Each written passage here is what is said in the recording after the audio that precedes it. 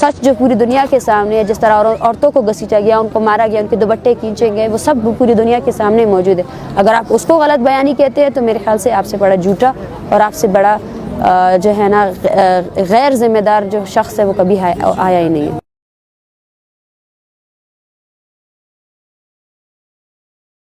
जी नहीं, ऐसा नहीं है कि पहले भी बाजियाबी का सिलसिला नहीं हुआ है, ऐसा पहले भी हुआ है।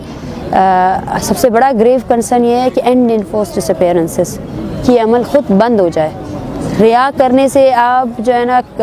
इस अमल को ख़त्म नहीं कर रहे हो। आपने जिस बंदे को रिया किया उसका मतलब ये है कि वो आपके कैद में था, आपकी तवील में था। उसकी अकाउंटेबिलिटी किसकी होगी कि वो 9 साल तक 10 साल तक आपके कैद में रहा विदाउट एनी जुडिशल इंक्वायरी। और उसके साथ साथ क्या आप इस अमल को रोक सकते हैं? अगर इन 35 दिनों में 4-5 लोग रिहा हुए हैं तो 2 दर्जन के लोग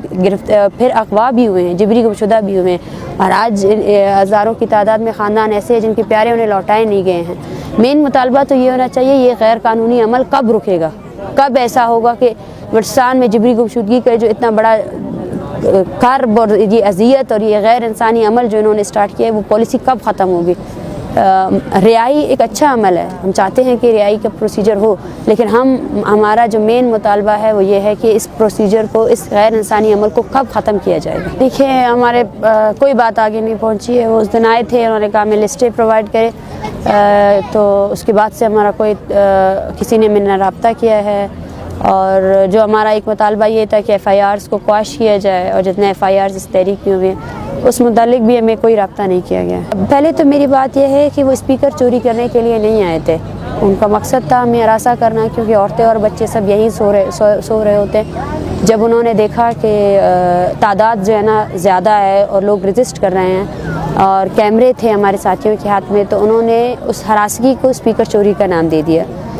उसका वाज़िया सबूत ये है कि एट दैट टाइम उस दौरान सारे कैमरे बंद हो गए थे, हालांकि जहां हमारा सिटन है वहाँ 24 तरफ से हर जगह कैमरे लगे हुए हैं। तो वो कैमरे बंद थे और जब इंतज़ामिया से हमने ये सवाल पूछा, जब पुलिस वहाँ मौजूद थे, वो अपनी गाड़ी से उतरे भी नहीं कि कौन ये लोग हैं और ये चीख रहे हैं क्यों औरतें। तो उसके बाद जब मजिस्ट्रेट साहब हैं उनसे जब हमने बातचीत की कल सुबह, वो हमारे पास मीडिया में भी है, तो उन्होंने वो तो एक लाइल्मी का इज़हार कर रहे थे, हालांकि उस टाइम ही ये ट्रेंड कर रहा था सोशल मीडिया में, बोल रहे थे ऐसा कुछ हुआ ही नहीं है। और जब हमने उनसे कहा कि आप इन्वेस्टिगेशन करें, इस जगह की सेफ्टी की जिम्मेदारी आप लोगों की, हम आपके साथ इतने कोऑपरेट कर रहे हैं, आपने चारों तरफ खारदार तारे लगाई हैं, जो साथी हमारे स्टूडेंट्स जो इवन तो पूरे पाकिस्तान से जो लोग आ रहे हैं आप उनको भी हरासा कर रहे हैं, प्रोफाइलिंग कर रही हैं उनकी स्टिल। तो ना ही उसकी कोई तहकीकात हुई, उल्टा हम पर इल्ज़ाम लगाया गया कि हमने ख़ुद अपना स्पीकर चोरी किया है। हमें इस तरह की नीची हरकतों की कोई ज़रूरत है ही नहीं। और मेरे ख्याल से जो बलूचिस्तान में हो रहा है उसको उसी तरह सच के तौर पर ही अगर हम सामने लाए वही काफ़ी है और वही आप सबके सामने है। इससे हमें ख़तरा भी लायक है कि आगे आने वाले दिनों में शायद यहाँ पे एक ऐसा माहौल क्रिएट किया जाए और जो मुज़ाहिरीन यहाँ बैठे हैं, जो औरतें और बच्चे, उनको हरासगी का जो एक अमल है वो उसी तरह जारी रहेगा। मैं समझती हूँ कि ग्लोबल वर्ल्ड में जहाँ सबसे बड़ी ताकत सोशल मीडिया है, जहाँ शवाहिद मौजूद है, तो ये उनके तमाम बयानात बेबुनियाद है और इस तरह के बयानात जारी करके वो अपना ही मजाक उड़ा रहे हैं। क्योंकि जब ये क्लेम किया गया, सारे शवाहिद मौजूद है, ठीक है, कि किस तरह मासूम नियत शहरियों पर तशद्दुद की गई, जिसका सिर्फ पाकिस्तान में नहीं बल्कि इंटरनेशनली ह्यूमन राइट्स अदारों ने भी नोटिस लिया, वो भी इस चीज़ की तरदीद करते हैं। और ऑन कैमरा अगर आज बलूचिस्तान की हुकूमत ये झूठ बोलती है कि मुज़ाहिरीन पर तशद्दुद नहीं किया गया, तो उनको मैं ये कहना चाहती हूँ कि ऑन कैमरा IG इस्लामाबाद और जो कमेटी है उन्होंने इस चीज़ का एतराफ़ किया और उनकी माफ़ी भी मांगी है। आप इस तरह के बयानात देकर अपनी जगह साई कर रहे हैं और अपने पॉपिट होने का एक वाज़िया सबूत है जो आप आवाम को दे रहे हैं, जिसके तहत वो सच जो पूरी दुनिया के सामने है, जिस तरह औरतों को घसीटा गया, उनको मारा गया, उनके दुपट्टे खींचे गए, वो सब पूरी दुनिया के सामने मौजूद है। अगर आप उसको गलत बयानी कहते हैं तो मेरे ख्याल से आपसे बड़ा झूठा और आपसे बड़ा जो है ना गैर ज़िम्मेदार जो शख्स है वो कभी आया ही नहीं। इससे उनकी गैर संजीदगी का अंदाज़ा होता है कि जब हम कोयटा में थे तब भी रोड्स ब्लॉक करने का मकसद ये था कि वो हमें वायलेंस पर उकसाएं और हमारी जो इतनी बड़ी तहरीक है उसको ख़त्म कर सके, सबताज कर सके। लेकिन इसके दौरान, इस तहरीक के दौरान जो कुछ हुआ وہ اس دنیا کے لیے ایک واضح ثبوت ہے. شاید بلوچستان کے کسی قصبے میں جہاں پہ ریاستی جبر ہو رہا ہے وہاں میڈیا نہیں ہے, وہاں کوئی لا نہیں ہے, وہاں پولیس بھی ان سب چیزوں کو فیسیلیٹیٹ کرتی ہے, سارے ادارے فیسیلیٹیٹ کرتے ہیں,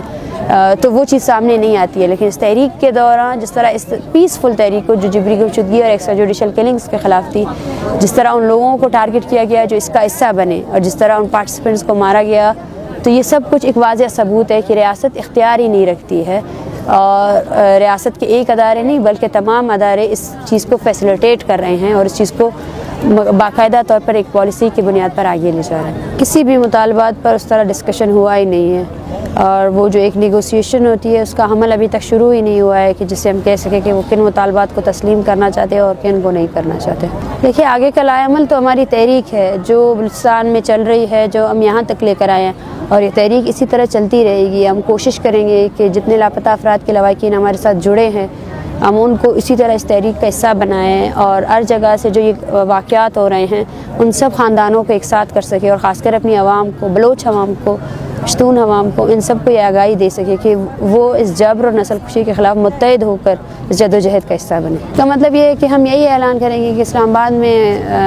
ہماری بات نہیں سنی گئی, اور ہم اس کے بعد اپنی موومنٹ اپنے کوئٹہ کی طرف جائیں گے, اپنے شہر کی طرف جائیں گے, بلوچوں کے پاس جائیں گے, اور وہاں ان سے یہی مطالبہ کریں گے کہ ابھی ہم نے اس عوامی جد و جہد کو اور منظم کرنا ہے, اور یہاں سے ہمارا سفر شروع ہوتا ہے, یہاں سے ہم متحد طور پر منظم کر کے اس تحریک کو آگے چلائیں گے. دیکھیے, آج جتنی بھی سیاسی پارٹیاں آتی ہیں, تو سب سے پہلا مسئلہ یہ ہے کہ سیاسی پارٹیوں کو یہاں بیٹھنا نہیں چاہیے تھا. سیاسی پارٹیاں ایٹ دا فرسٹ پلیس ہی اس مسئلے کو حل کر دیتے. یہ آج کا مسئلہ نہیں, اور جتنی پارٹیاں سیاست کر رہی ہیں وہ دہائیوں سے سیاست کر رہے ہیں, اور انہوں نے جب بھی وہ عہدے میں آئیں, اقتدار میں آئیں یا اقتدار کے بغیر, انہوں نے کبھی اس مسئلے کو سنجیدگی سے لیا ہی نہیں, اور ہر حال میں کوشش کی کہ اس کو انکوائری یا کمیشنز کے ذریعے جو ہے نا اس مسئلے کو دبایا جائے, اور جو اپرائزنگ ہو رہی ہے, جو ایکسٹرا جوڈیشل کلنگز ہو رہی ہے, اس کو اسی طرح دبایا جائے. تو میرے خیال سے یہ ان کے بے اختیار ہونے, اور سب سے بڑی بات یہ ہے کہ جو عوامی مسائل ہے, جو بلوچ نسل کشی کا مسئلہ ہے, اس کو نظر انداز کر کے ہی بلوچستان میں سیاست کرنے کی ایک خام خیالی ہے. اور ہم دیکھ رہے ہیں کہ یہ موومنٹ ایک پیور ایک مزاحمتی تحریک ہے جس میں بلوچ یکجہتی کمیٹی کے کارکنان اور تمام خاندان ایک خوبصورت انداز میں اس موومنٹ کو آگے لے جا رہے ہیں, لیکن اس کے علاوہ ہمیں پریکٹیکل گراؤنڈز میں ہمیں کسی بھی سیاسی پارٹی نے اس طرح سپورٹ نہیں کیا ہے.